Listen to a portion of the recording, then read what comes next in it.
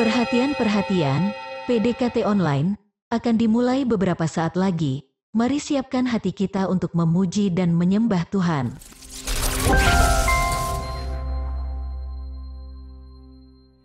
Shalom, Sobat DC Ministry yang dikasihi Tuhan Yesus. Puji syukur kepada Tuhan kalau hari ini kita bisa kembali lagi berjumpa dalam PDKT Online dengan kondisi yang baik, tanpa kekurangan sesuatu apapun. Mungkin saja pernah terlintas dalam pikiran kita sebuah pertanyaan, apakah Tuhan itu benar-benar menjawab doa saya?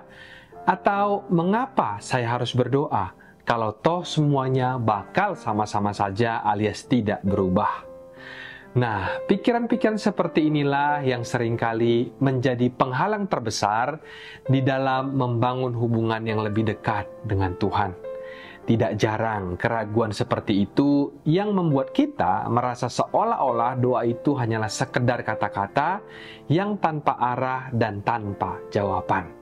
Padahal kita lupa, justru di saat-saat kita mulai merasa ragu, disitulah sebenarnya momen paling tepat untuk kita semakin teguh beriman kepada Tuhan. Bukankah Ibrani 11 ayat yang pertama yang selama ini sering kita dengar sudah berkata, bahwa iman adalah dasar dari segala sesuatu yang kita harapkan dan bukti dari segala sesuatu yang tidak kita lihat.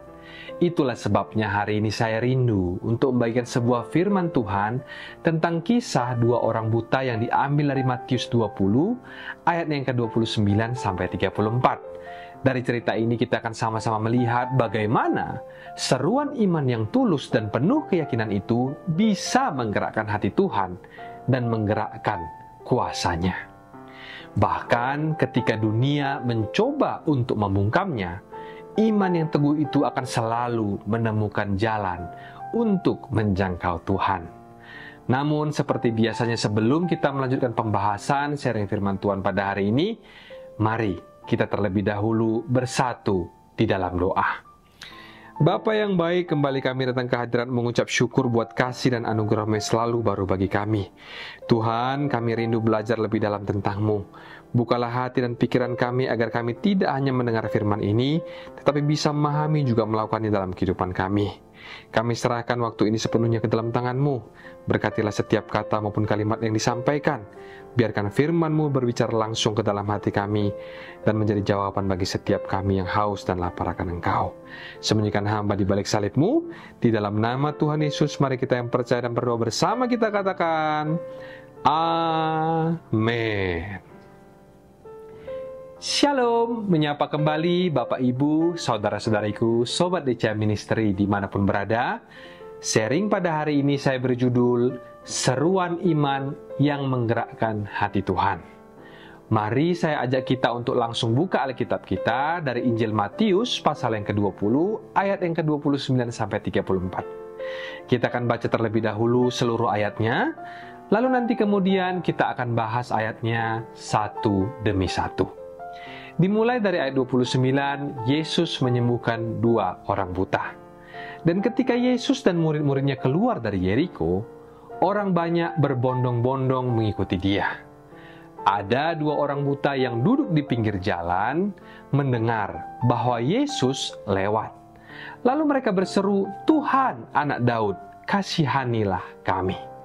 Tetapi orang banyak itu menegur mereka supaya mereka diam.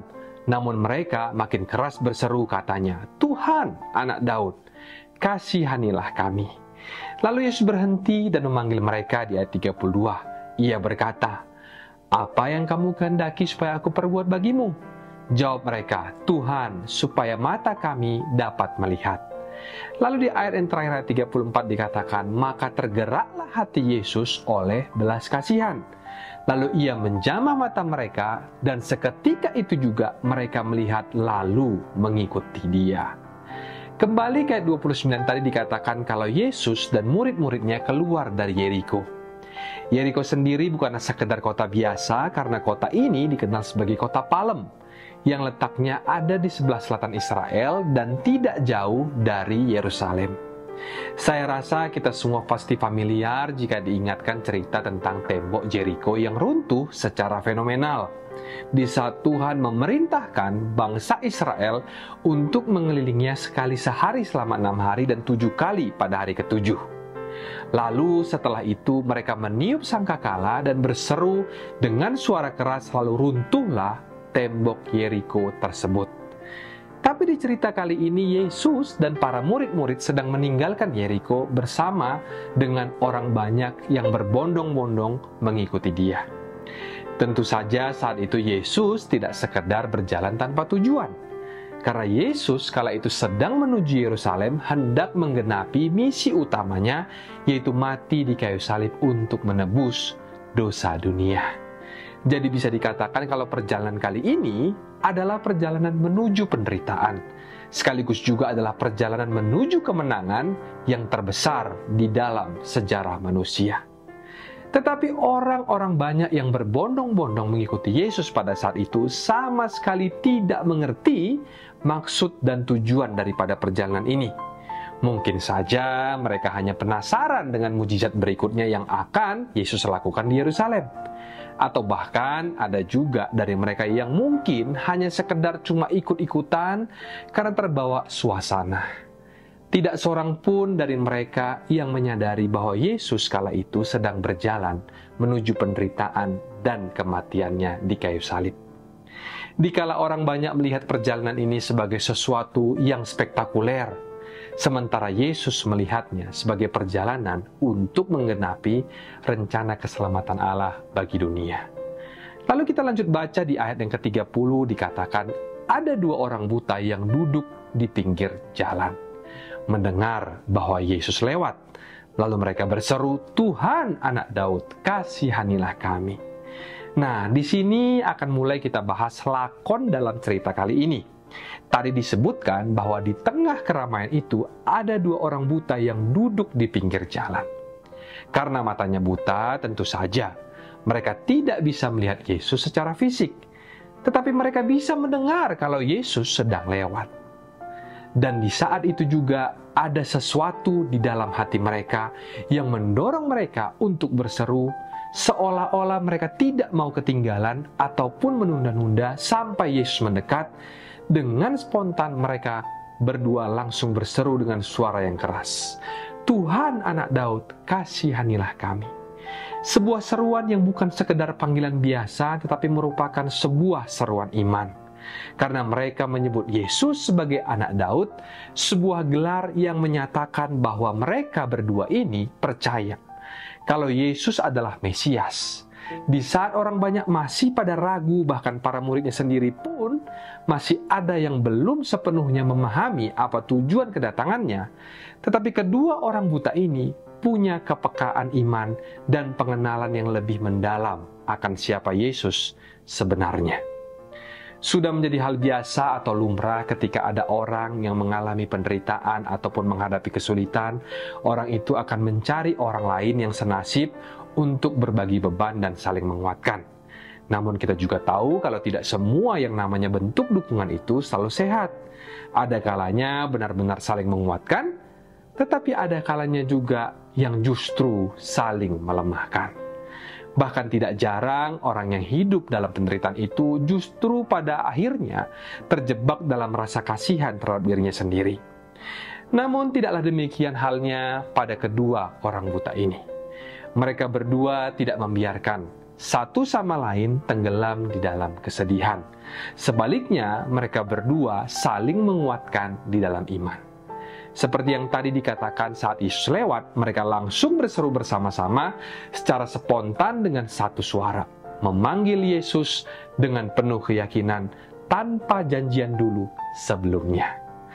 Tentu saja cerita akan jauh berbeda jikalau hanya satu dari antara mereka berdua yang berseru, sedangkan yang lain berkata, "Ah, sudahlah, percuma, Yesus nggak akan mendengar suara kita." Mungkin orang yang berseru itu akan menjadi lemah dan memilih untuk diam.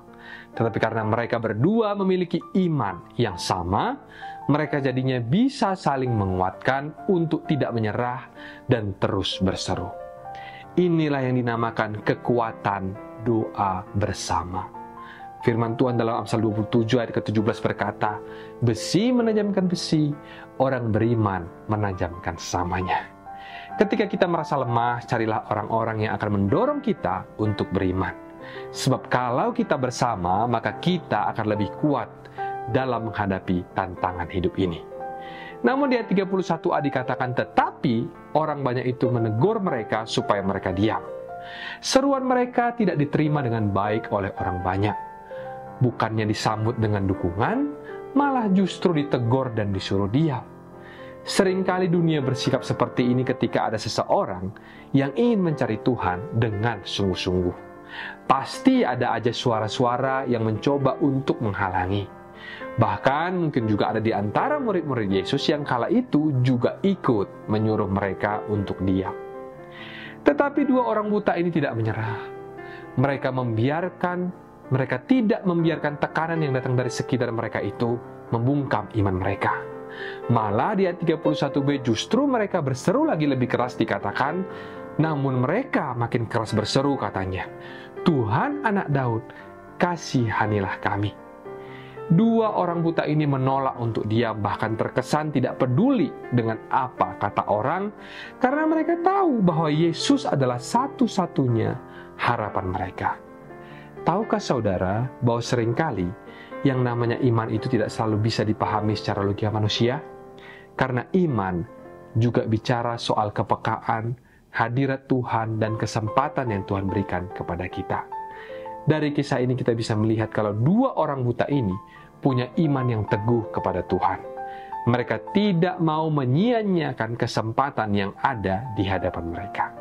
Dan yang luar biasanya di ayat 32 dikatakan, lalu Yesus berhenti dan memanggil mereka. Di tengah hiruk pikuk orang banyak, Yesus berhenti dan memanggil mereka. Pasti pada kagetlah semua rasul dan orang banyak pada saat itu. Bisa jadi juga mungkin dari antara mereka yang berpikir, wah, dua orang buta yang dipanggil Yesus ini kayaknya bakal kena marah nih. Tapi pada ceritanya kan gak begitu, saudaraku. Sama sekali Yesus tidak terganggu ataupun merasa jengkel. Sebaliknya hati Yesus tergerak oleh belas kasihan. Tahukah saudara kalau Tuhan kita itu adalah kasih? Tidak pernah Dia memanggil kita untuk marahi kita.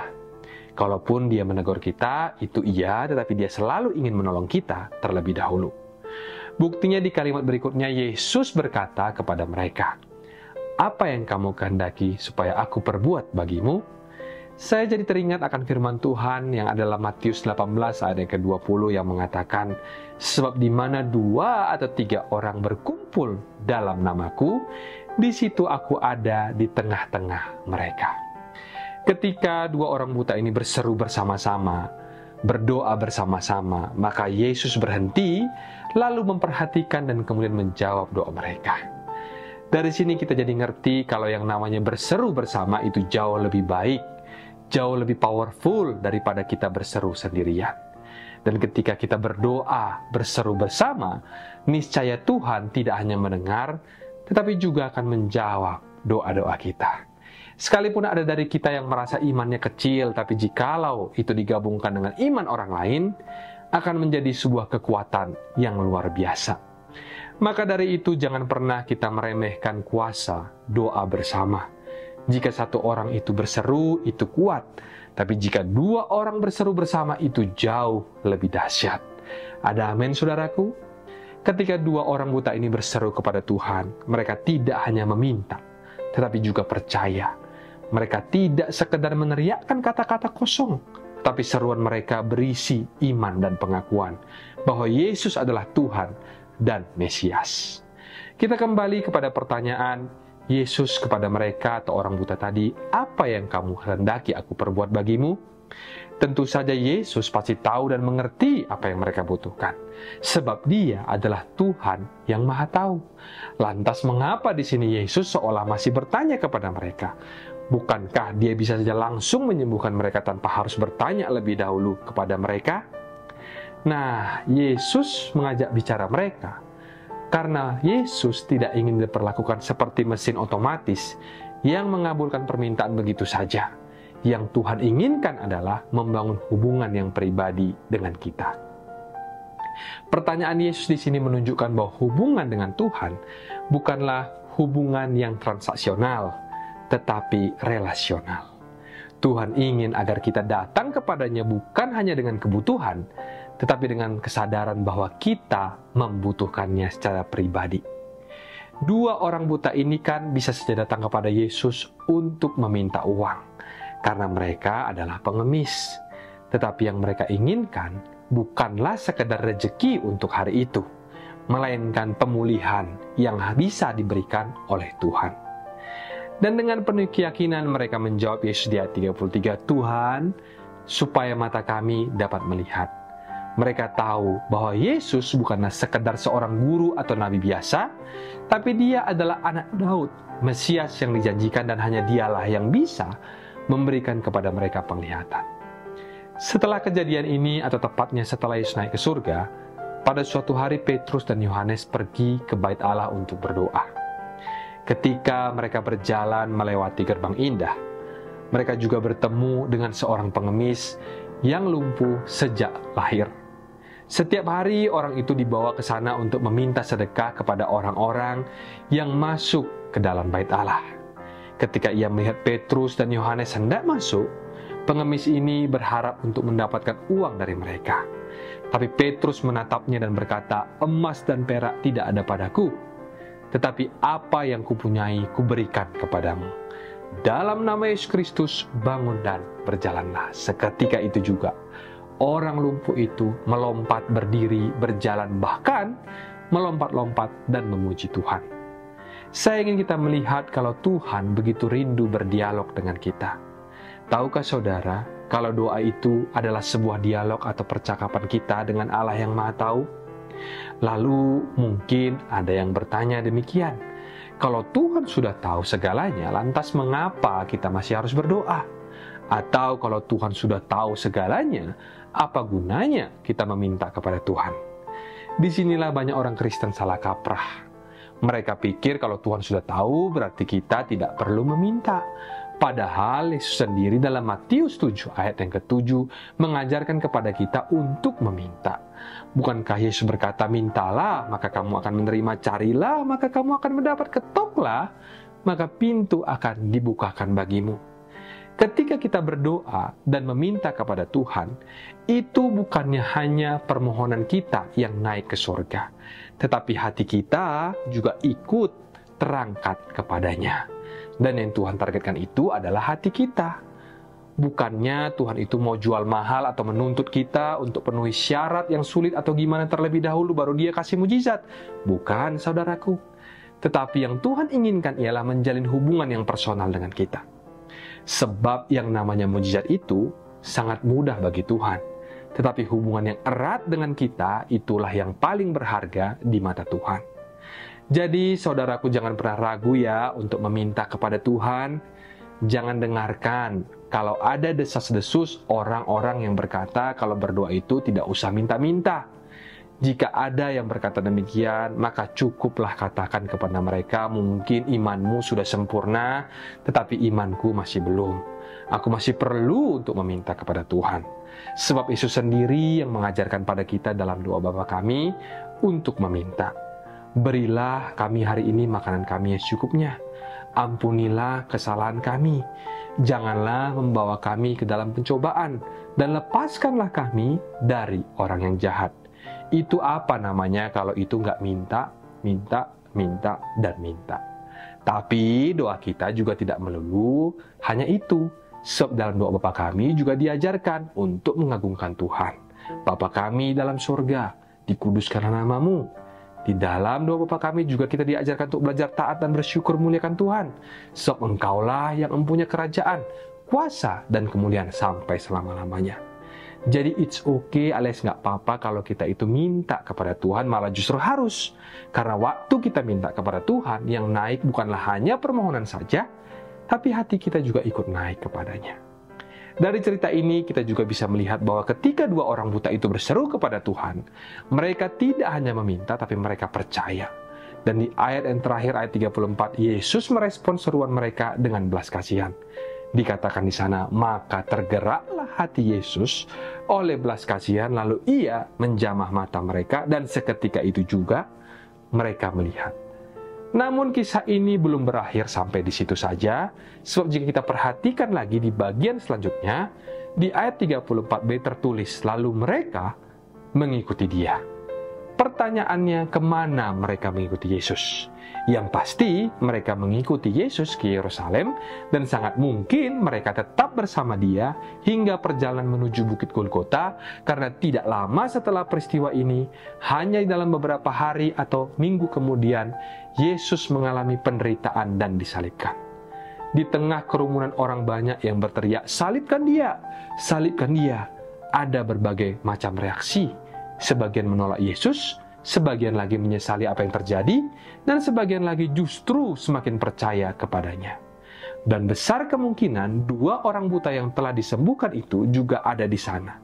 Mereka tidak hanya menerima mujizat lalu pergi begitu saja, tetapi mereka mengasihi Yesus dengan segenap hati dan memilih untuk tetap mengikutinya bahkan dalam penderitaannya. 3 poin yang bisa kita ambil dari sharing kita hari ini sebagai rema untuk kita. Yang pertama, seruan bersama itu kuat dan tidak akan diabaikan oleh Tuhan. 2 orang buta ini berseru bersama. Mereka tidak berseru sendirian. Seruan bersama dalam iman bukan hanya didengar, tapi juga menggerakkan hati Tuhan. Kita ingat kembali firman Tuhan yang berkata, 2-3 orang berkumpul dalam namaku, di situ aku hadir di tengah-tengah mereka.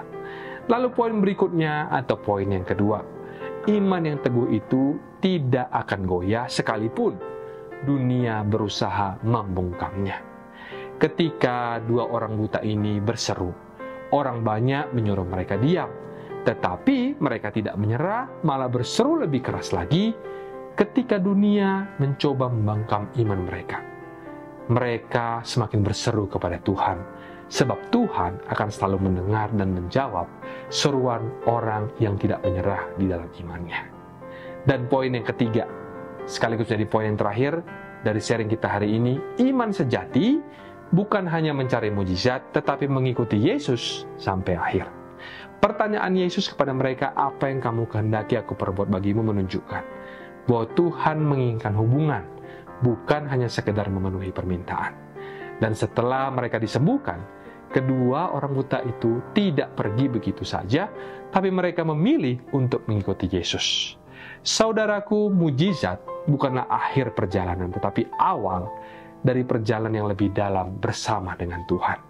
Kisah 2 orang buta ini sangat menginspirasi kita karena mereka tetap mengasihi Tuhan setelah mereka menerima mujizat. Andai kata mereka tidak menerima kesempatan pada hari itu, saya yakin dan percaya pengakuan mereka tentang Yesus sebagai anak Daud tetaplah tidak akan berubah. Karena iman sejati tidak bergantung kepada hasil, tetapi pada pengenalan akan Tuhan. Dan iman sejati bukan hanya mencari berkat Tuhan, tetapi tetap mengasihi Tuhan apapun yang terjadi. Demikian sharing kita pada hari ini, dan saya rindu setiap kita diberkati melalui firman Tuhan pada hari ini. Mari kita bersama tundukkan kepala, kita bersatu hati di dalam doa. Tuhan Yesus, terima kasih untuk firman-Mu pada hari ini. Ajarlah setiap kami untuk senantiasa berseru kepadamu, bahkan ketika dunia hari-hari ini mencoba untuk membungkam iman kami. Berikanlah kepada kami keberanian tetap terus percaya, berharap dan tetap mencari Engkau dalam segala apapun keadaan yang kami hadapi. Tuhan, biarlah iman kami semakin teguh dalam Engkau. Tidak datang hanya di saat kami membutuhkan sesuatu, tapi bentuklah hati kami menjadi pribadi lepas pribadi yang memiliki hubungan yang intim dan melekat dengan-Mu setiap hari. Kami juga rindu untuk terus mendoakan semua sobat ECA Ministry di mana mereka berada. Biarlah kasih-Mu senantiasa melimpah pada setiap kami yang berharap kepada-Mu. Di dalam nama Tuhan Yesus, mari kita yang percaya dan berdoa bersama kita katakan, Amin. Mari kita buka hati dan angkat tangan kita untuk menerima berkat daripada Tuhan. Terimalah kiranya berkat dari Allah Bapa, cinta kasih Tuhan Yesus Kristus, penyertaan Allah Roh Kudus akan menyertai hidupmu mulai hari ini bahkan sampai kali yang kedua Tuhan Yesus datang menjemput kita. Namamu tercatat di dalam kitab kehidupan. Dalam nama Tuhan Yesus yang percaya dan berkati, sama-sama katakan amin, amin, amin. Tuhan Yesus memberkati. Shalom dan sampai jumpa.